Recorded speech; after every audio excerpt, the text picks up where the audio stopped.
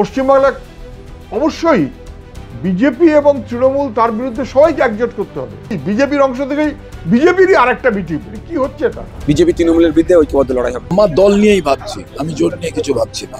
এবারে চলছে হয় বিজেপি অথবা তৃণমূল, এর মধ্যেই থাকে। 2026-এর বিধানসভা নির্বাচনকে পাখির চোখ করে এখন থেকেই মাঠে নেমে পড়েছে তৃণমূল ও বিজেপি। আর এখানেই একটি প্রশ্ন উঠে আসছে বাম কংগ্রেস ও আইএসএফ এর অবস্থান নিয়ে। কারণ 2021-এর বিধানসভা নির্বাচনে বাম কংগ্রেস ও আইএসএফ একসঙ্গে জোট করে, যদিও ভাঙড় থেকে একটি মাত্র আসনে জিতেছিল আইএসএফ।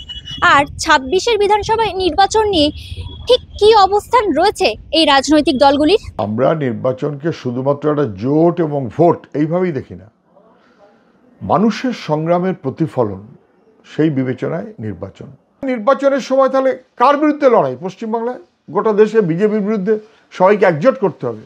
পশ্চিমবাংলা অবশ্যই বিজেপি এবং তৃণমূল তার বিরুদ্ধে সবাইকে একজোট করতে হবে, এটা আমাদের আহ্বান। যদিও বিভিন্ন রাজনৈতিক দল কে কী করবেন এটা তো তাদের উপর আমরা চাপিয়ে দিতে পারি না। আমাদের আহ্বান হচ্ছে ঐক্যবদ্ধভাবে বিজেপি আর তৃণমূলের বিরুদ্ধে রুখে দাঁড়ান। শুধু ভোটের জোট না, সারা বছরের কাজের মধ্য দিয়েই সেই মনোভাবে চলাটাই শ্রেয়। বাম চলে গেল, মমতা এসে হাজির হলো। মমতার রাজনীতি, মমতার অংশ থেকেই বিজেপির রাজনীতি, বিজেপির অংশ থেকেই বিজেপিরই আরেকটা বিটিপি কি হচ্ছে এটা।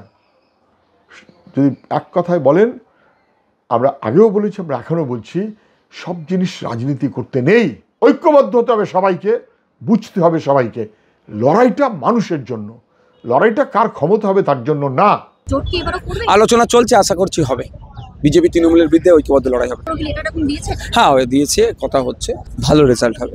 বিজেপি তৃণমূলকে বাংলাতে আটকানো যাবে এবার জোট ঠিকঠাক হলে। লড়াই করতে বিজেপি তৃণমূলের বিরুদ্ধে লড়াই করতে হবে। জোট করলে একটু সময় কম, মানে কষ্ট কম করতে হবে ওদেরকে আটকানোর জন্য। জোট না করলে একটু কষ্ট বেশি করতে হবে। দেখবেন কি করা যায়। এখন আমার দল নিয়েই ভাবছি, আমি জোট নিয়ে কিছু ভাবছি না। এখন যে সমস্ত রাজনৈতিক দল তার নিজেদের কাজ করছে, কংগ্রেস তার নিজের কাজ করছে, সময় আসলে ভাবা যাবে।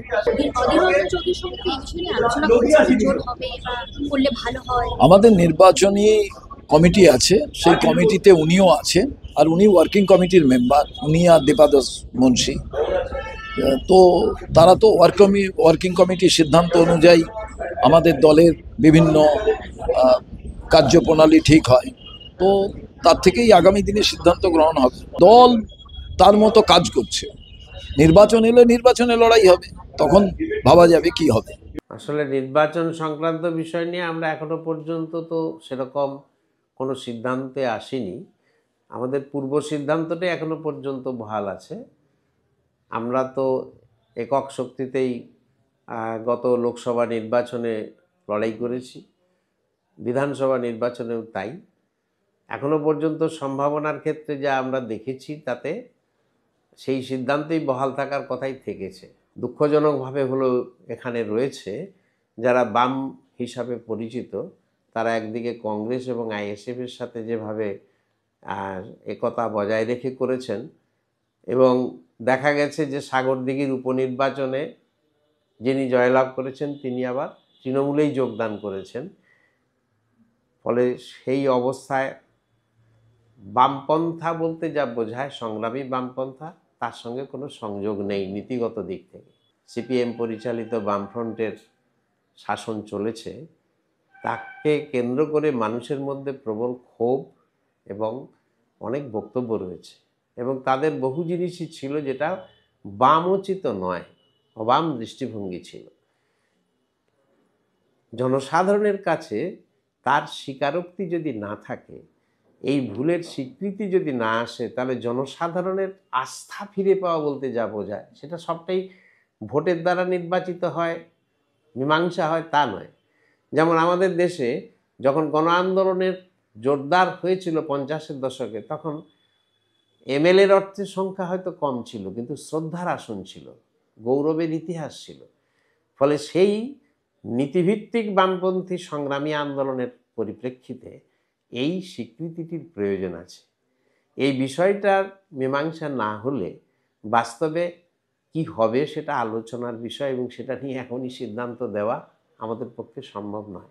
আমাদের দেশে এবং এই পশ্চিমবাংলাতেও একটা দ্বিদলীয় ব্যবস্থার মধ্যে হয় এ নাহলে ও, এবারেও চলছে হয় বিজেপি অথবা তৃণমূল, এর মধ্যেই থাকবে।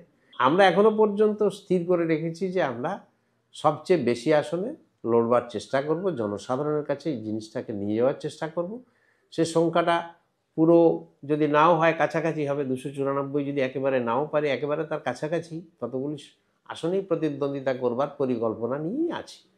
যেমন করে গতবারে আমরা ছিলাম, বামপন্থী হিসাবে মানুষ যে প্রত্যাশা করেছিল 34 বছরের শাসনে, তার যে ভুল হয়েছে, মানুষ যে হতাশ হয়েছে, বিক্ষুব্ধ হয়েছে, তার অবাম যে নীতিগুলি তারা গ্রহণ করেছিল তার স্বীকৃতি, তার দ্বারাই জনসাধারণের মধ্যে আস্থা ফিরে এলে সেই নীতিভিত্তিক ঐক্য কেন হবে না।